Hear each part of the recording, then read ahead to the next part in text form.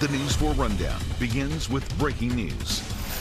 Good evening and welcome into the News 4 Rundown. I'm Sean Yancey on this Tuesday, April 7th. We will get you caught up on all the day's top stories in just a few minutes, but we begin with that breaking news on the war with Iran. President Trump announced a 2-week ceasefire, and just moments ago, Iran's foreign minister agreed that passage through the Strait of Hormuz will be allowed for the next 2 weeks under Iranian military management.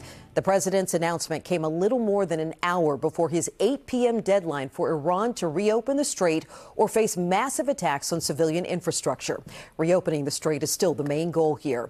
In a post on social media, the president wrote he agreed to suspend bombing for 2 weeks and called this a double-sided ceasefire. He wrote the U.S. has already met and exceeded all military objectives, and Iran sent a 10-point proposal, and most of those points have been agreed upon. Trump said these next 2 weeks will allow the U.S. and Iran to finalize that deal. Before the announcement, protests were underway outside the White House. Demonstrators were calling for an end to the war and an end to Donald Trump's second term as commander-in-chief. News 4's Mauricio Casillas was there when protesters received the news of this ceasefire. He is still live outside the White House. And Mauricio, it looks like people are still gathered there. Yeah, Sean, they got here at around 6 p.m. this evening, and they've been here ever since. The crowd has been growing outside of the White House. So right behind me is actually 8th Street Northwest. A portion of it is closed off right ahead of Lafayette Square in front of the White House. Let me step out of the way to give you a better idea of what things are looking like. So as I mentioned, the protesters arrived here at around 6 p.m., and then news of that ceasefire came at around 7 p.m. And then when the news broke from one of the speakers here at the demonstration, there were several cheers from the demonstrators when they heard about that ceasefire. They were really concerned, many of them speaking to me, about the words that President Trump was using in his Truth Social post, where he says a whole civilization will die tonight, never to be brought back again. There's several signs being held up right now, many of them saying no blood for oil, no war with Iran, we don't want to fight another endless war, stop the bombs, it's not too late, etc. Several chants taking place as well, and several speakers taking the stage to denounce the war and everything that has been going on. There are also several Iranian-Americans who are here, some people who were born in Iran, speaking out about what's been happening, and it's very concerning to them. Some have family members, have loved ones in Iran still, and they tell me that ever since this conflict began, it's been nerve-wracking for them, not knowing what's going to happen. So while there is some comfort, they tell me, in hearing about that 2-week ceasefire, they also say they don't know what's going to happen in 2 weeks. Here's what one Iranian, one man who was born in Iran, had to tell me about why he's out here tonight, making sure that his voice is heard.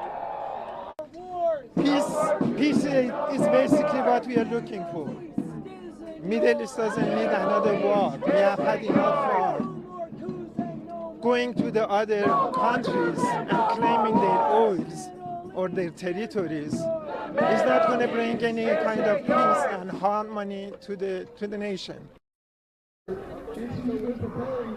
So it's been a mostly peaceful, I should say completely peaceful affair out here in front of the White House, with no sort of counter demonstrations that we've seen whatsoever. People out here, again, making their voices heard. They want an end to the war in Iran. They don't want to see the bloodshed continue. Again, back to that ceasefire agreement, many of them cheering it on, but many of them also saying they don't know what to expect because the president has said some certain things, and in their minds, they don't know if they can trust the president's words in regards to this ongoing conflict. Reporting live in front of the White House, Mauricio Casillas, News 4. All right, Mauricio, thank you. And while the president and Iran have agreed to that 2-week ceasefire, that doesn't mean that a long-term peace deal is a sure thing. NBC News national security reporter Gordon Lubel joins us now to help us sort of make sense of all this. Gordon, thanks so much for joining us tonight. Good evening, Sean. Of course, the president made global headlines with that threat to wipe out an entire civilization. Well, now the deadline is moving again. Do you believe that this was all just a negotiating tactic? Right, so we know with this president that he likes to talk tough and then set deadlines and often move them. And in this case, 2 weeks is a constant refrain for him. There's something about the 2 weeks thing. And so we think that he really was trying to find some kind of off-ramp, backed himself into a bit of a corner. The Pakistanis kind of essentially helped him find that off-ramp. We should remember also that this is just days after a pretty potentially a very positive outcome of the downed F-15 fighter in Iran and the retrieval and the rescue of those two. But I think there was a lot of factors here playing into all this, and now we'll have to see where it unfolds. You had some reporting, we know, earlier on the target options in Iran that were being presented to the White House today. How close were we to actually military strikes tonight?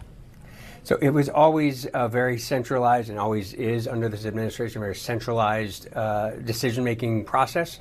I think that what we knew is that the president potentially very much meant what he was going to do. Whether he was going to start bombing or have the Pentagon execute his orders at 8:01 p.m. or not was unclear, but I think we had a pretty good sense that the president meant what he said, and it certainly had the forces in the region to do it. But our reporting suggested that he had some options before him to strike infrastructure targets that potentially would allow him to strike targets that were dual-use targets, military and civilian. But that still caused a lot of concern among even his own party. Absolutely. All right, let's talk a little bit more about what we know about the status of that longer-term peace talk. We know in the post the president made, he said Iran sent a 10-point proposal. Most of those points have been agreed upon, and said this next 2 weeks would be critical to trying to work this out. What do we know? Are we actually close to something that will bring this to a resolution? I think what this 2 weeks brings clearly is like some breathing room to do the kind of spade work that's required for this kind of negotiation. We do know, and NBC News is now reporting that the military has been told to suspend operations. We also know that Israel has agreed to this ceasefire as well, and that's an important point because although the U.S. and Israel are very much aligned in many ways, or at least the Trump administration and Israel are aligned, it was not always clear that they would go off in the same direction. But in this case, we know now that they've also agreed to the ceasefire. I think this time will tell, but the animating feature of this plan for the U.S. certainly is to reopen the Strait of Hormuz, and we've already seen, because of the president's Truth Social post, that the markets have reacted in a positive way, but we'll have to see kind of, again, the devil are always in the details, and we'll see kind of what happens over the next hours and days with regard to the bigger peace plan that I think everybody here wants. Indeed. I think that's what we will all be waiting and watching to see what happens. NBC News national security reporter Gordon Lubold, thanks so much for joining us. Thank you. While that 8 p.m. deadline is no longer in play, people here in the U.S., including Iranian-Americans, have plenty to say about the state of this conflict. News 4's Amy Cho spoke with people who have loved ones in Iran. We're here outside the White House, where there has been a small group of protesters demonstrating all day, saying they are deeply concerned about the president's threats against Iran. We've also been speaking with a number of local Iranian Americans who say they are very worried about their loved ones who are still in Iran, but at the same time, they also have a lot of complicated and mixed feelings about the war. When you're being threatened that your country is going to be blown up altogether, just that imagination, that thought is just extremely stressful. Nahid Bustani is an Iranian-American calligrapher in Northern Virginia. Each day, she hopes for a call from her dad and siblings in Iran, letting her know they're okay. Sometimes they get cell service, but oftentimes they don't. Bustani says she didn't vote for President Trump, but initially was hopeful about what he might accomplish, particularly when it came to regime change in Iran. I came to a point that I believed in him, and I supported him, and I cheered him, and I said, I think you're making the right decisions. He's making the right decision. Finally, somebody is standing up against the bullies. But with the president now stepping up threats against Iran on social media, saying, quote, a whole civilization will die tonight if Iran fails to meet the president's deadline to strike a deal that includes reopening the Strait of Hormuz, Bustani says her hope in the president is wavering. What could we do to stop it? I don't have an answer for it. If the president, who holds all the power, is making this ultimate decision, and nobody has been able to change his mind, that's just a scary reality to live with. It's a fear echoed by Khosrow Isfahani with the National Union for Democracy in Iran. No one wants to see his homeland, his motherland, the city where you were born, where you had your first kiss, where your loved ones live, To watch it being bombed, it's tragic, it's painful. However, Isfahani says he and some of his fellow Iranians feel the war is necessary to get rid of a brutal Iranian government that's tortured and killed thousands, according to Amnesty International. The only actor that is to blame for whatever happens in Iran, it's the Islamic Republic, the regime that has taken hostage my nation, my country, and its future. And Nahid Bustani, the first woman we spoke with, said she and her family are always operating under the assumption that the Iranian government is monitoring their communications. So even when she is able to get a hold of them, they are not able to fully speak freely about their fears and what her family has been going through. Reporting outside the White House, Amy Cho, News 4.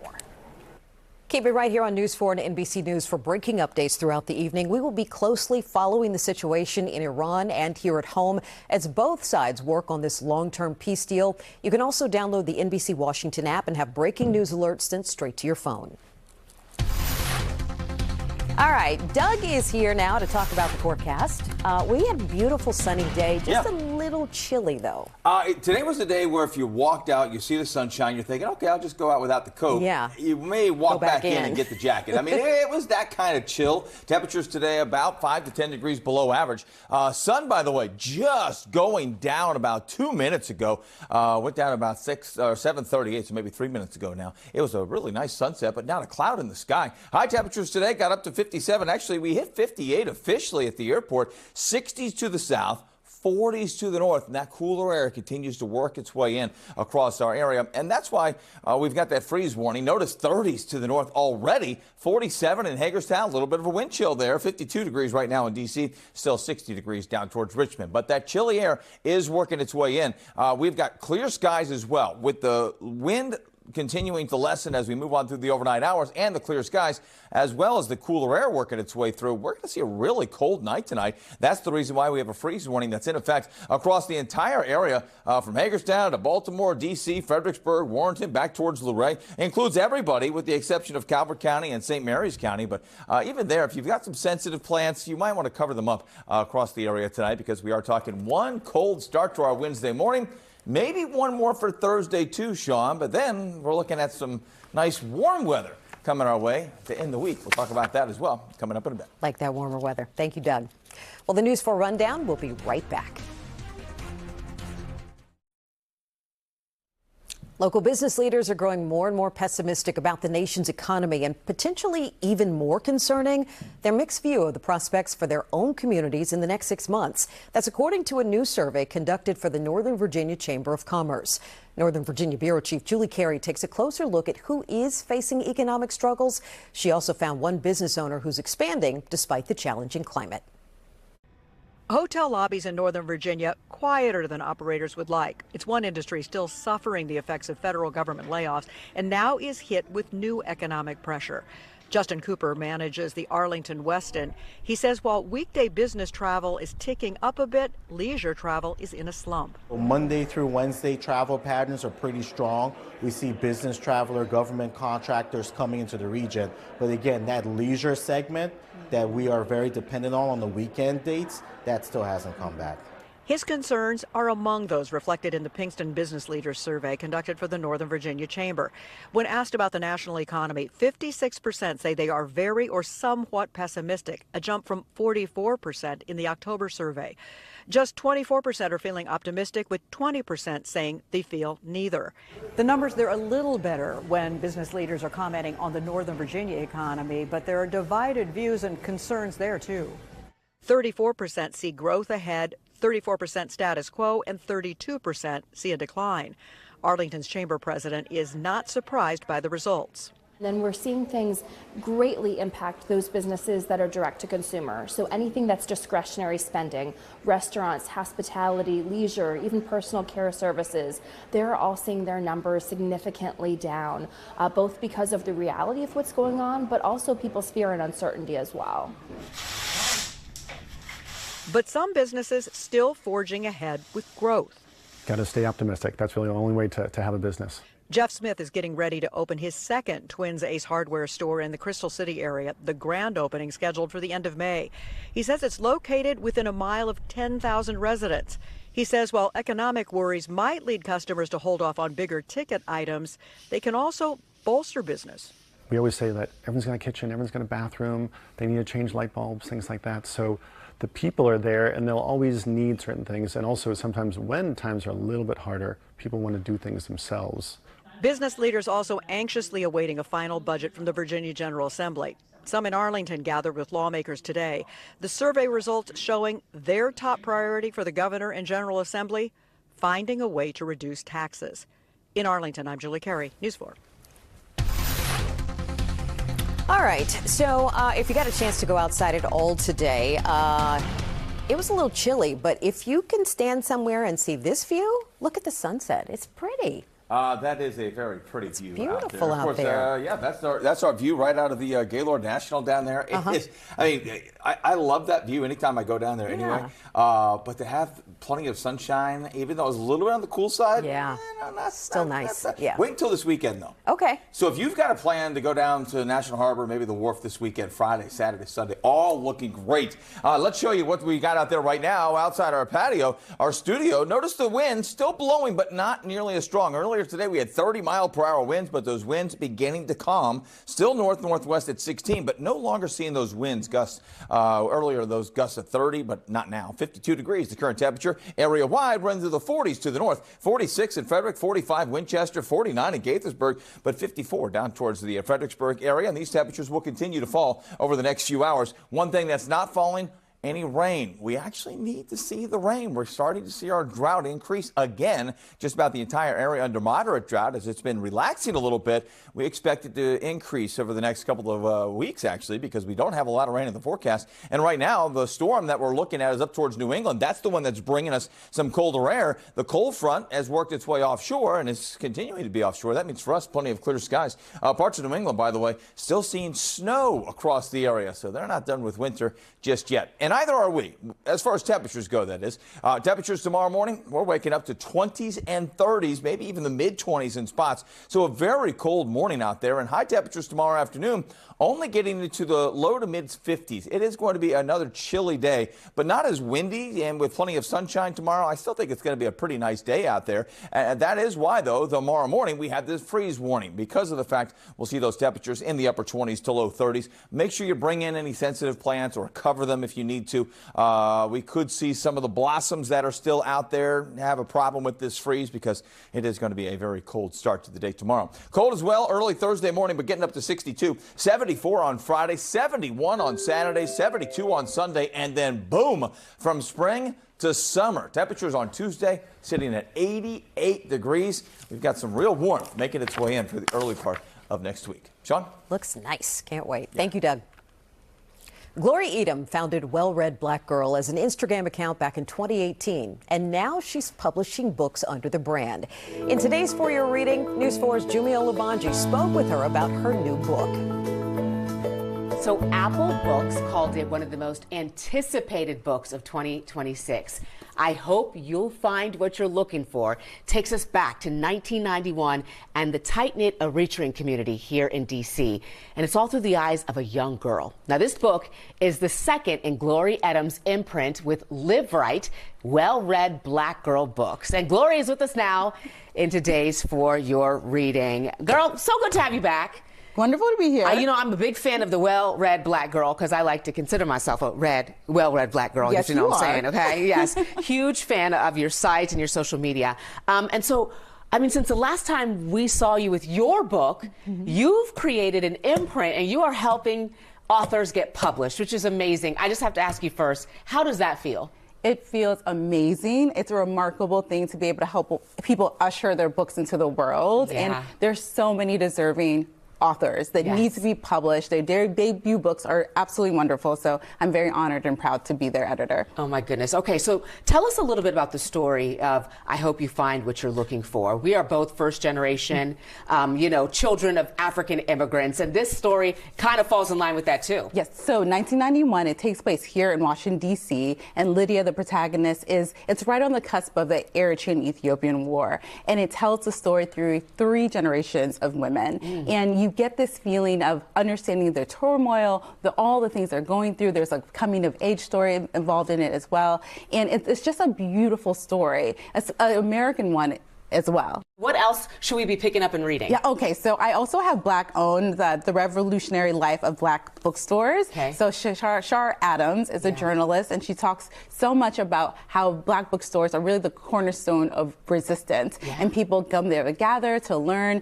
This book tells just the history of it, and it makes you want to immediately go to Sankofa here in DC or go visit Mahogany Books and just like celebrate the rich history of it. Love that. Okay, what else do we have here? We have Tony at Random, another DC-based writer, Professor Dana Williams, who's at Howard University, talks about Toni Morrison's 20-year career at Random House. And, you know, we know Toni Morrison for The Bluest Eye, for Jazz, Beloved, all these incredible, incredible books. But most people don't know that she was also an editor. I've heard all about this one. Okay. It's called If I Ruled the World, by Amy Du Bois Barnett. And if you loved Vibe back in the day, if you were one of those people that was blasting that song, If I Ruled the World by Nas, like, you will appreciate this book. The protagonist is Nikki Rose, and she's an ambitious editor. She is trying to build her career as an editor, and she decides to tries to run this failing hip-hop magazine. And majority of the plot is really taken from Amy's life. She was a magazine editor for years and has such an incredible career. And so she was able to fictionalize that, and you'll recognize songs, people, energy. It's an incredible, incredible book. And it's a lot of fun to read. Oh my goodness, such great picks. Glory, thank you so much for coming in. Definitely pick up. I hope you find what you're looking for. And these other 3 books, you can find them where major books are sold. Thank you so much. All right, stick around. News 4. We'll be right back after this short break.